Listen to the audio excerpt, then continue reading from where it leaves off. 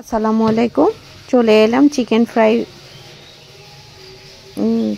আজ chicken fry দেখাবো। প্রথমে আমি আটা নিয়েছি, তারপরে লবণ, বেকিং পাউডার, মরিচের গুঁড়া, আদা কুচি, রসুন কুচি। আলতোভাবে সবগুলো উপকরণ মেখে নিব। অল্প করে পানি দিয়ে আস্তে আস্তে মেখে কিছুক্ষণের জন্য রেস্টে রাখবো। চিকেনগুলো আমি কেটে নিয়েছি।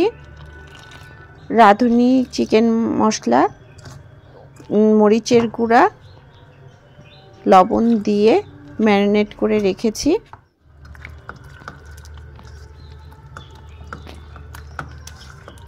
সবগুলো উপকরণ একসঙ্গে মেখে আমি ম্যারিনেট করে রেখেছিলাম। এখন আমি কড়াই চলে এলাম, সাদা তেল দিচ্ছি। চিকেন ফ্রাইগুলো এখন হালকা করে ভেজে নেব। হালকা করে ভেজে নিয়ে আমি উঠিয়ে নিব, কারণ আমি চিকেনগুলো ডবল কোট দিব। হালকা করে ভেজে নিলাম সবগুলো চিকেন ফ্রাই। এবার আমি আবার কোট দিয়ে ভাজবো, লাল লাল করে ভেজে নেব। তাহলে সবগুলোই আমার ভাজা হয়ে গেল।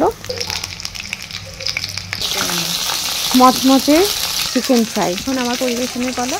ধন্যবাদ।